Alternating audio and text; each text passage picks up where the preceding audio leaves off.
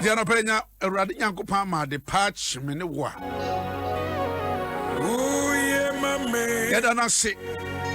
special radi a bringina.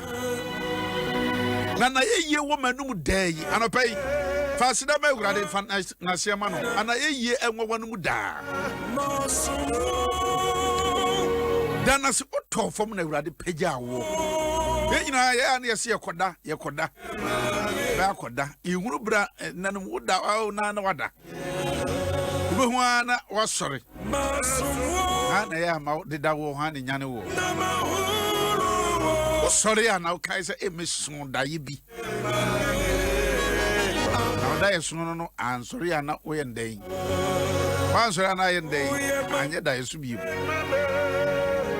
yesu waye hwan dia urade dia abushaye de sanyame yakoda asori bebi say the da na mada sorry urade sa ewo meso abushia no pay say ya dada it be sorry na urade sa da so yesu a ode ye kode ye ba we am fast Dania ye mano. My end uradi ase on pay yen tuntumono. Yam fast da mano. O hey so o boy hoban. Ura no pay a mouse so no pay the was you. O hey so na boy hoban. Wakay hon. What to my kesie. Oban boy kesie. Enyo na ake ho a. Enyo na so ye mu a. Enyo na ade yakoba ya. Enyo na waye yi a. Enyo na watre won sa. Akosafo no nsa kan dada wona men kanfo awurade kaseye woma ye momma ne din so so fra awurade na obua me oje me free de me suro nyina mu anopai ogura yesi wo ma ye kron ye do asima ye mai ye do aso de fi adi ekoba an wo ma ade atwean so wo mai ye da so tiase empanifo wo mu nyina da so tiase ye koba anyenyan sane yenim de ya do aso wura anopa ye ma so anopa ye kron anopa ye siju na se no ayeye etontom nyina ya odia na se nyina ya odia ekanfo nyina ya odia ya da wasio ye wo de waye o se bi amfa hwa ye ho anopa ye do wase Everybody bona ya kraba hwa ne ho ya kra no pay ya hwa ya ho se we wurade ampa wa hwe ba mo sefo no kwai wan fa ne san kai kra ya kra de no ho ya kra be shirawo se we wurade amu ane ani ba gie ana pay ba ma de achi o fa ya ko fa ya bra fa sa tu ya so e mo frei wa fredi wo kosuku wa hoi erade fansa to on so erade ka ho erade bon ho ban ti won fredi wo musuro nyina mu di wo mai efredi esuro nyina mu corona na biase anopei ye bon pa se fa utaba no ekata ye so Lord Jesus Christ dimo amen. Brother Bushia me mo achi jumedia anope adoma hengwana ni jumedia ya de brawo wona aso ya sene adwumaku a from Patos AIB wo de edra friend center aba eye yedwaso ebrei mu a ehia se ebe disinfectant ye ho na ye de ya yisunu wo fie ana se yene yankasa de ya adwuma sanitizer betumi aboa yen sa sanitizer ana se ubeso disinfect ana se ba bia ti se office se moa wo bia wo fie moa wo na se opeso siesie ho no mo a tiawa onya sa center ibia obetumi de adisa adwumedie nyina oyiso fie yeye ana wansusu yiso a eyi enya dia bia mfan se osese aduane ka ho ana se ka oni padua de how bi bebro da bi bibisa enimu opani doso puana ne kase pa eno so be call all girl filling stations won sabe kabi and wato na wayusu the banks any offices akese suku munyina muhia center ibi ya mode ebe disinfectant baby amu biara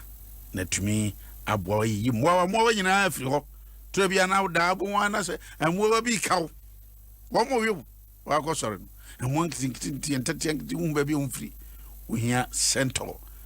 na wode agugu ho nyina ebi kumwa no ahyom nyina ase tibisraw omode ya pebito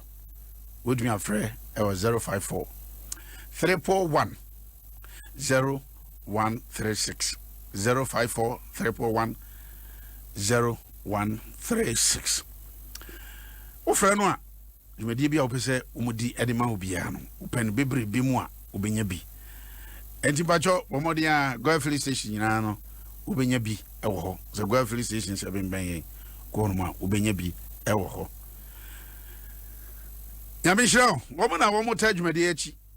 na yede anopai esom abro fda fo agya tum se ebetumi ayisu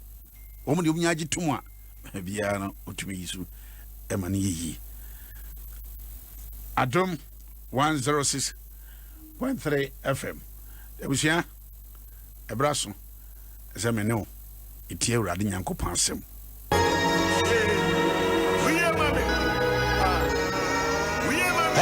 Jim FM. What's that pattern? Ooh, yeah, my man. I'll bring it up. Ooh, yeah, my man. All right, abusia na watchi when me say ye kasa efa eye ye mai ho ana afre so kwasiada eye mema eda mema nyina agyanom da tinum nyina mu ne ewo mu a ye hwe ne agyanom ne woso mu ye ne agya bia ye anamotu bia watu ne nyina so ye betumi aboa yen oman mu ene wiase agyanom ne hono mu a abode atosin ene ema nyina atocho anopai eye maame a na wotwe nyina erade nam so ede nhira ede mayen ame be na meka ne ho asem ye maame Krista Osei Mensa chirechire di kase pa wo chire obana de chire obana de a te so bu ohensem a na wotwe okaka je se hia wo yi pa se utie ame wo chire de o Garden City University Garden City University udu Kumasi Garden City University ona mami wachirade Dean of Student na ye Dean of Student ngwa say na wachu utie nsem anya me fa no so ka bo say ye Dean of Student ngwa anopai me moachi ye je so fufu ya ta ho ye na me adom na mo pai bo ho ye pa na so fu nso me ho ye pa wo nsem a wo de maye ne ade ayi ye ho aduru e de radies anopai atiefo aye krado ani kasa so fu na dase o koso achia atiefo na wotwumi nyina ye de asti ho na ye de ana anase ye de janomase ewo ene mapa wo ye wo nyabrabum menam afenya we so na mama ye papa Dr. Bishop ya usu ansa happy Father's Day in advance papa mo ni adwuma pa ma osofu fuyata ene nyina happy Father's Day in advance yeah that's say ye ejanum ya onyame ama ye privilege say ye ejanum yi de na say ye share say ye bedie ya sedie say ejanum fatherhood is very wonderful who said you see ejanum bi ehuno but one of the privileges that onyame ede ama ye say ejanum and very wonderful that we are Jana say we involved ewo kodano dada sitnemua you realize that very wonderful na there be American say obedia wo eja we jana nyame nam wo so enam ne so de ne wo ba asase so ba ejana na nyame pese wo senkana enyame pe eja fufuro bi a anka won ma waja enwo into the fact that you have that father is a privilege. Say ubenya sa ejano na ejano ɛyɛ asɔfo. Agya no yɛ asɔfo. Yes. Agya wɔyɛ sɔfo ɛwɔ ne fie. Enti agya bia no spiritually no ɛwɔ sɛ wo ɛde wo fie wo ma ɛne wo fiefoɔ nyinara no wotumi de wɔn kɔ Awurade anim. Na meka biribi sɛ life begins at home. Nkwa ɛhyɛ aseɛ ɛfiri fie. Ɛna nyansa, which is wisdom, ɛno nso hyɛ aseɛ ɛfiri fie. Ɛsiane sɛ efie ɛna wɔwɔ abɔfra ɛbɛtoɔ. Ansa na abɔfra mpo no wakɔ sukuu mu na wakɔ asɔre mu. Nti because of that no, as a father no, wowɔ a very big role to play. Ɛsɛ sɛ wodi kan ɛkyerɛkyerɛ abɔfra no. Ansa koraa mpo na abɔfra no asi abɔnten. Ɛsiane sɛ nhwehwɛmu da bia yɛbɛka yɛka asɛm a wɔsi ɛnyɛ nyinasoɔ bi. Ɛkyerɛ sɛ wo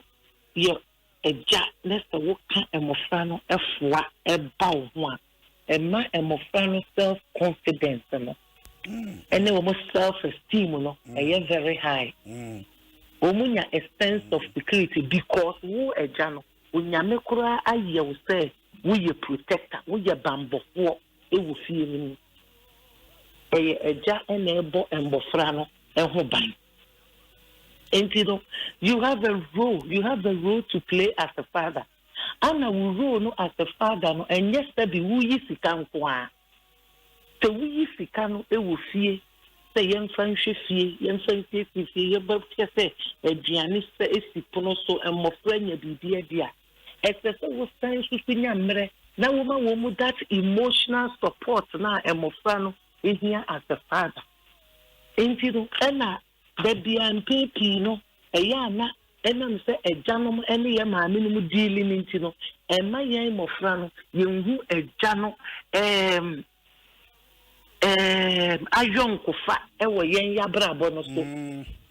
yenhu sa ayonkofa no unse se edu baby kwa na ubisa Jessica ntimi mfa nhye wonsam straight or the mama ame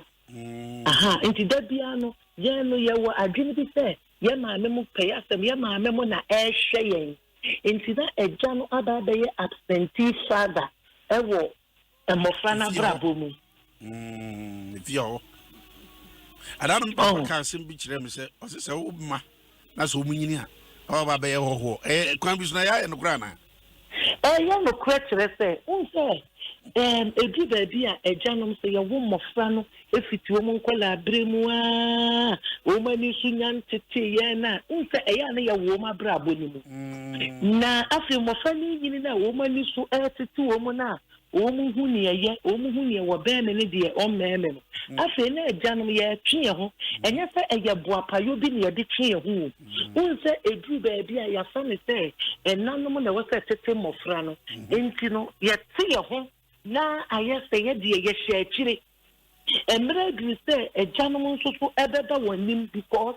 ewo fie no oba maame ena ewo de esese wo ye ena ejan nso so wo de esese wo ye enye se wuyi sika ema maame na wo tete akire wo ye den se wo tete akire sana emofra ni nhu se wo ye involved in their life but as ejano ewo se wo present eye part of emofano ena ye mu bebre no ye jano mo presence no eye hu I oh so eye hu so wo fie na hu se kame bi so asem bi wa ha asema kame bi so wa ne se ya na tro bi ase ema no na ya o mo de ba because akra ye bibi on se twena so no asem me twa o papa ba me twa o papa ba ya no wa ka kire no papa yi bonti akra tv nyina no se papa no de e ba de nya nko a adwa no no ye which is very wrong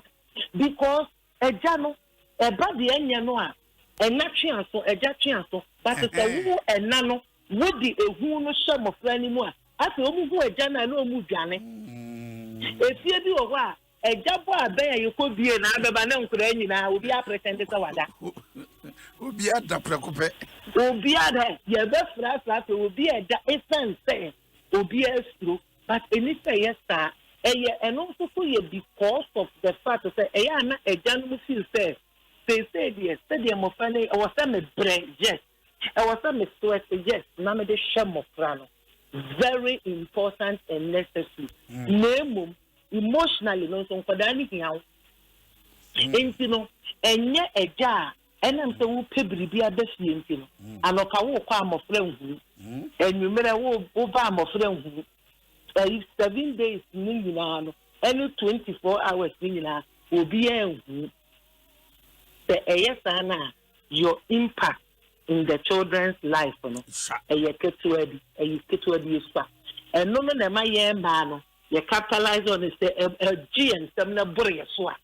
na say you the bonne na ehye papa fo no how do obehu papa ba na meka kire no what wo ye den no ma me na de ni si wanim enti say witini take control papa na all ba wo ka kire no de en kan kire nkwada no mfa ehu bi ani suro bi enso mofra no so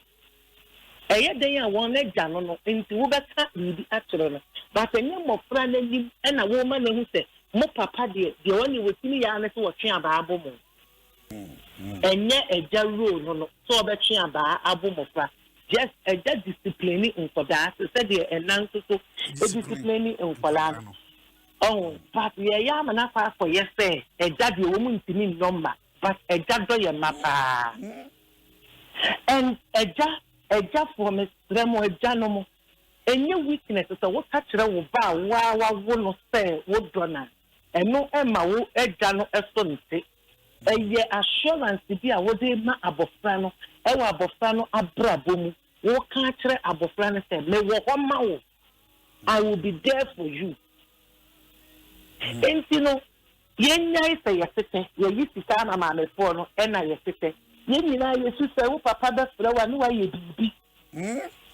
wa ye bibi nti wo kwa na ho popo chechete wo sa guachi edu baby a wo ko papa ni ma sama ti san pa cho anka mi school fees ho asem na me mi school fees na tese esuro but eniste e bansa ro na wo nyame e di ama eja no no eniste e bansa eja wo ye kirefo eja wo ye trainer so wo tete na wa modi na wa necha na wo share kire ebede na saa wo tete no abawo abofra na abrabo enti eja nyese ma yisi kama ko chede edu baby for papa eja ye ba ye be frame of family no ma di agoro no unse papa fo bebre no mo family sha na yetimi ni omu di agoro enti bon so bi o so na mi sa no na me papa ye ni na onyini ye yin so onyini ye ya wo betumi efi le life wo betumi na di nkomo unka te bedu be edu be dia na mo fra no I say o ma bedu pempen so that you can play with them said there be a good day ni mu na wo de ji wo ma dwene na u pese hu ni e woni tiri mu ene ade but say yan tiri an sha se an tiri be bia na de bia ye hey na abofra ni bogu ntini ma eseso wotimi ni ejache no ontini ni ejanche ejabia we akyerekere ni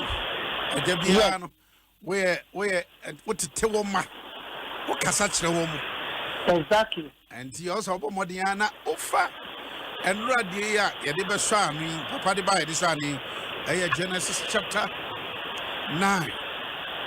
de papa no ko hu yi a odi ba fie ho ema ne ma no so fa de nante ne ma mmienu no wo suban am de ye adwuma no pacho fa so fo tuefo so simu biem meka Genesis enra say papa fa chapter 9 no Noah ne ma miensan ba akoko papa de jade beto abonte mmienu no so menim de no mo hia fi on papa nchen anti wo de wo kofa atumagu o mabati e de be kata papa isu oh say ni etie bia no enra na ye kase ni etie bia no sane wo papa tie bia wagya tie bia no eye wagya ebi ana ne ye kekan odu ba bi na ye sha tese kata to se na wo yi bi firi mu na wo ti bi firi mu aso wo se wo be tete firi mu na wo se ene ka me papa fra wa anheda mame entese ya na se wo de mame se oba wo enu nti no ye bi se wo be gu papa wo be gu nanim sia wo be da na deja wo kome sa wo papa adeja no ho da so a aso no wo be bie ho ana wo be kata ho hwemienu no ebe drum pempen so bi say ye ja noa eno na o train ye ebi pra na wa ka kire won say mama mo no mo nsa nye oh fathers are our role model men no mo nsa ye show mo so mo ye ya stressful men no mo nsa men so wa konnom eno no interest because papa no at that particular moment weakness to be a show no enti bunanimutia enti sa emofra mienu no ebehu no say die tie bia ye jano no ye jano ye hwe ye jaso se die yentimi enyi ye ho ya deja enso abonten no sa na yentimi ma ye ja enso to enyi na deja enso abonten ye eja ye nhwesofo na enso mfomfo bi na aba yen kata so na yen kwa yanim. All right. Atom 106.3 Atom ahimwana nim dwumadie na busia anopai ye de brawo Bishop Yahuzu ansa dwumadie su na wotie mene maame difo ewa ha difo ba magi difo ba magi age ho Margaret Sasu ewa ha sei Fabisoso Agnes so okay Agnes na no do Nigeria no Agnes all right Fabisoso so nyame shira wo ne me hu ne se wo ye dan a o papa de ye mu nanim tia wo ye dan a o papa ye mu nanim tia ono na de wa ba asase so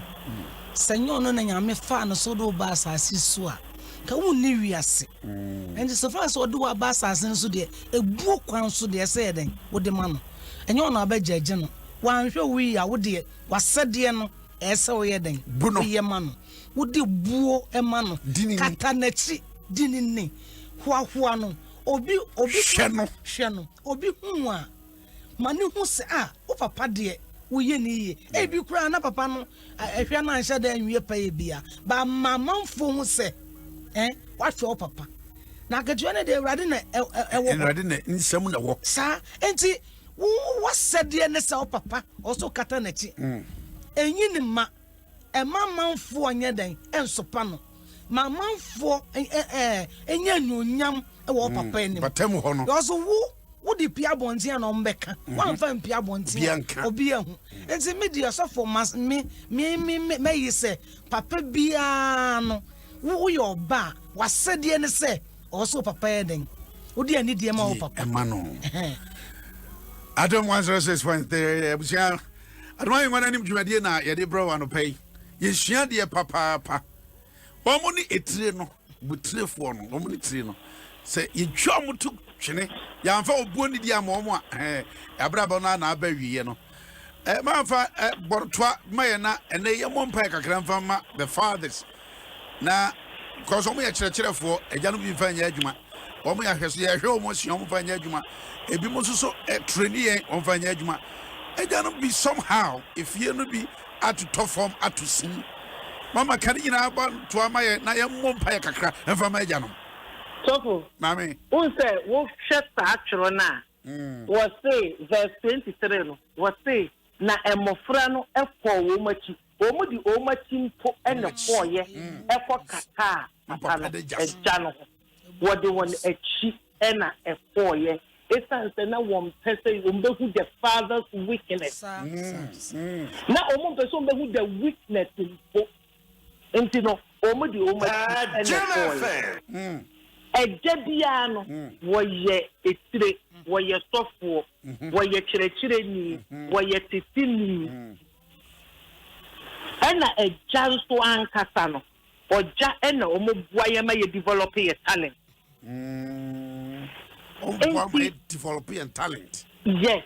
because you see eba abasisie mu a eja etumi bisa objective questions ebi be dey na no eya na odo na broso dodo eti yentimi enwai niema anim eja etimi wai niema anim ni edi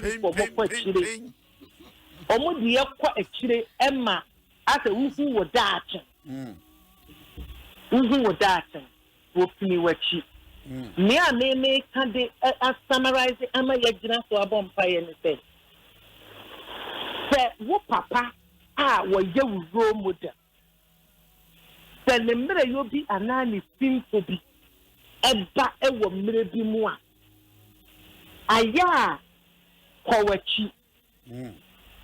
aya buwani eguso omo ko machi no e tete omo buwo omo ani bulie wo omo no so enna omo correcte ye omo dem to makata no so whatever weakness your father has no we bet me correct with empaibo yeah gidi for you there ye ko ye photo bi ani mu a wonyame we bet yeah gidi for you go back omo anhwe no omo kata no so as you cover your father no you cover your father with prayer sa ewade ni ema huru niye enya me fe enya me lika enya ma hohoahoa enya me se me pesa me ko ka kire wo bi na mo ewade wo na wo sesa nipa yenya me se sa de na se ewade nko na sesa nipa ewade wo na wo sesa nipa touch my father Alright. You know, Okowachi. Na wo kata ho. O de mpaye kata ho. Ne boja so. Yes. Ye braso se. Esin to biara ya hu. E braso se, ye ka wunya yan ka papa enyema. Oba bi cheye ni o. Bi kunu de asma ye kan orno a to so apre no. Soinity. All right, ye de kompa bum. Ma. Ye mo pa kakra na yemfa eja no yan kata ho adagya so. Baby a hoye mre biara esra awrade nyankopon se owura no training sa wo mra fie ho awrade mede hire wo fie ho wo fa papa no domum na sede bia atofo bia no awrade emana ne mra no ho so wo fa dia aduma ya mo pa awrade ya bom aya no pa wo awrade ya jamu for example yo biara adibiara emma eja enya ya bom aya wo Yesu Kristo wo nyame pa wo papa wo Yesu Kristo we send prayer to every father for your word says that already you justify yourself in our weakness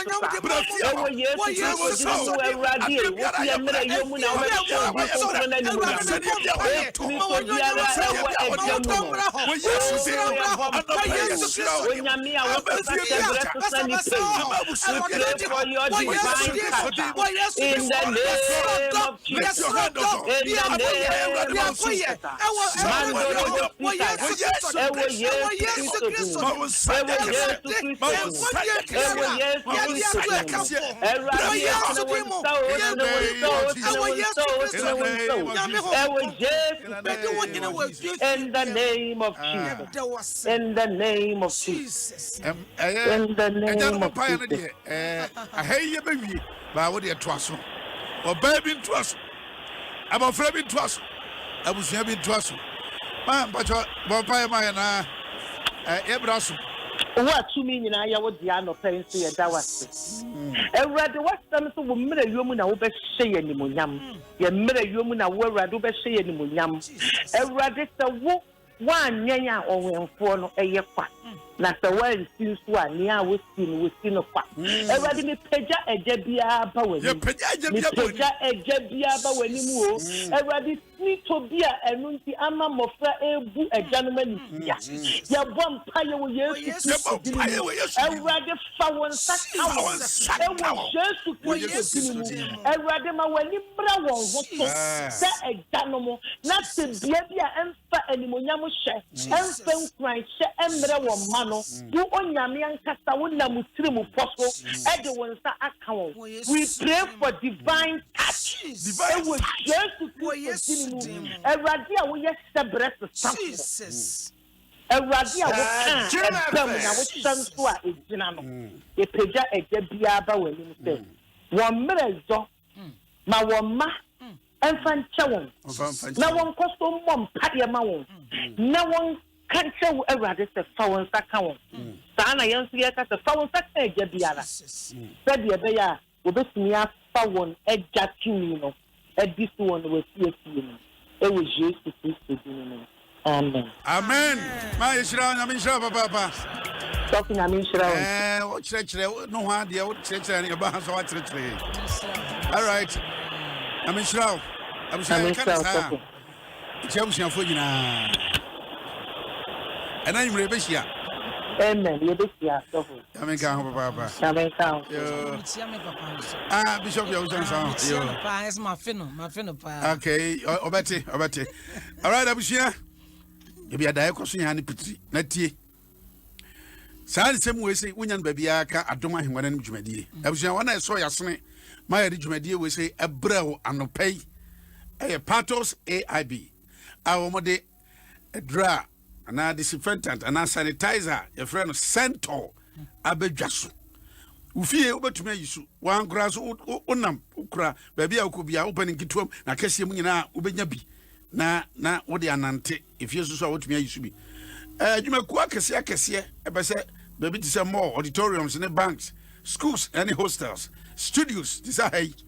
ebese e disinfect hormone a disinfectant de disinfect wa ye no an se obaton safro mu to safro mu a ombaba o ma beboa wo natural disinfectant and say en ha adwene e bi ka oni pedua ha enfa ha bia esen bia enfa mro wonya bia e betumi aboa papa oba ne kase mu a eno an se obefro mu e was 054 341 0136 054 341 0136 Bomodi answer call all Guelph police stations ubenya bi wo hono na wato fathers muhia say I was say celebrate mo you are a pastor a role model a teacher and a trainer ya momodi answer abia make so father ba ko so nyame afra nti say wo bia wotie mi na nyame afra wo father ejaru bebrebe wo ho niam pa odi wura wo mu no fa ya adwuma eti abusua ti say odami labi abusua omo hye den papa ebra elder kwaku labi urade dia weekend yi elate akuapem ebekura papa yachi ti eja na wafiri ho no nyame de eja foforo ba be sha na mu abusua fo nyina nyankopon kura mpa na won hye mo den papa okay nyame kura mo na won hye mo den memfa we kitwa ntwaso na men sorry happy birthday to Mr. Patrick Obin our Nkoko SDA Primary School nyame hira papa on to nkwanem Mr. Patrick Obin our Nkoko SDA Primary School nyame ntena ni hira papa all right eda ready ase ema yeja bishop ya owusu ansa eja keofori eja ya daako papa ketwa lashibi ya meja kofi buadi eja bi so akire eni eja no nyina na akobo nyina all fathers happy Father's Day in advance kwesiada ebekuru so media bebra so me sorry eja eyaba sijaba eja listo aswaba we see her but for real my bishop ya usansa yo nyamishira papa